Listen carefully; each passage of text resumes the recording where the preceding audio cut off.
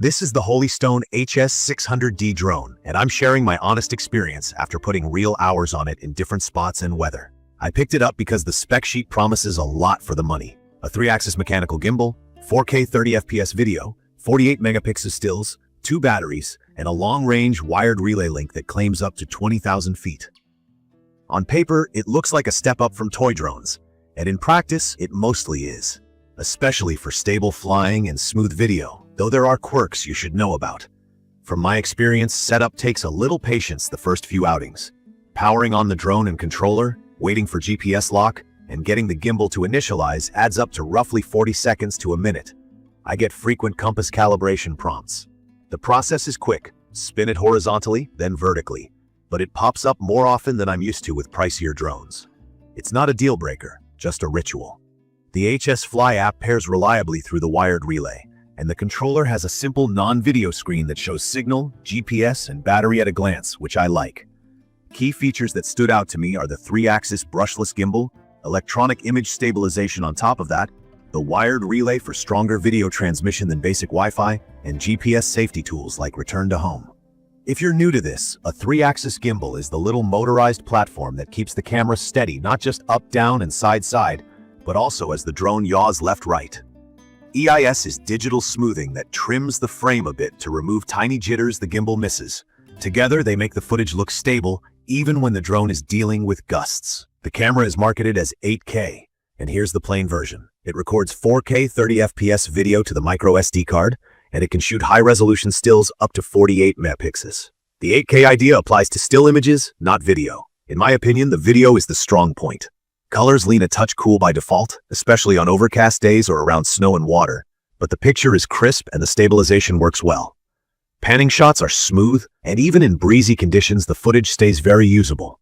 I've seen the horizon tilt a few degrees during fast yaw moves. It's not constant, but it happens, and I fix it in post when I notice it.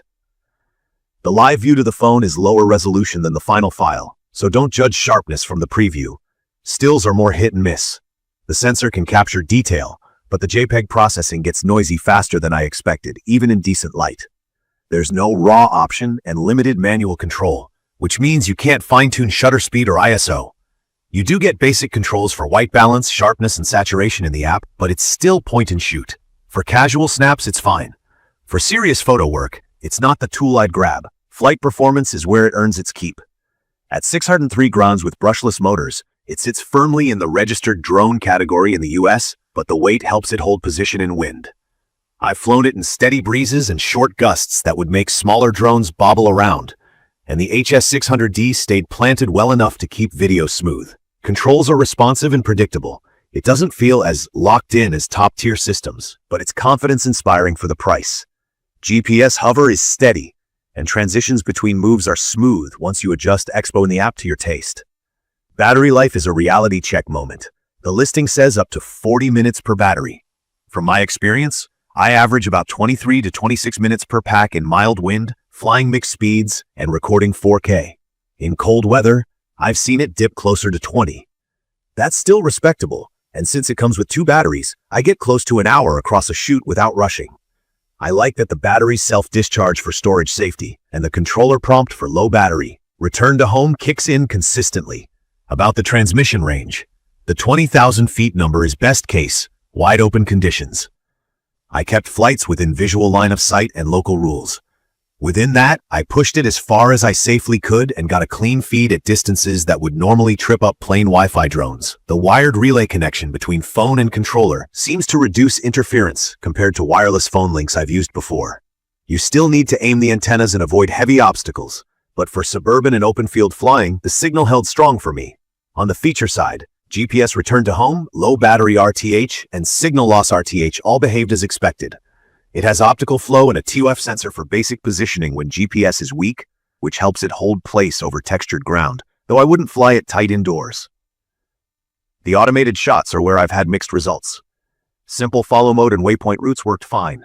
Subject-based moves like circles and spirals were inconsistent, sometimes drifting off the subject or adjusting altitude oddly mid-shot.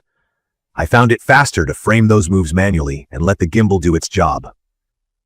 Panorama saves a stitched image to the phone, but it's not full resolution, And there's no option to export the separate frames for editing, which would be a nice update. I ran into a couple of quirks worth mentioning. One time I powered the drone down while it was still recording, and the clip corrupted. That's on me, but it's a reminder to stop recording before shutdown. I also had one instance where the drone drifted a few feet off its hold point during a strong gust and took a second to recover. It wasn't scary, but it caught my attention. I had a minor crash early on into soft grass that bent a prop. After swapping in a spare and recalibrating the compass and IMU, everything worked normally. The build is plastic and doesn't feel premium, but it's solid enough, and the gimbal cover does its job if you remember to remove it before power on. Support matters when you're new or when things go sideways. I reached out to Holy Stone once for a part and once for a stability question. The part took longer than I wanted to arrive, but it did show up, and the flight question got a quick, useful response. From my experience, their team is responsive and tries to make things right, and that's reassuring. It's perfect for someone who wants a stable 4K video platform with a real gimbal, solid wind handling, and an honest all-in-one kit. The carrying case, extra props, cables, and a second battery make it feel complete without buying an add-on bundle.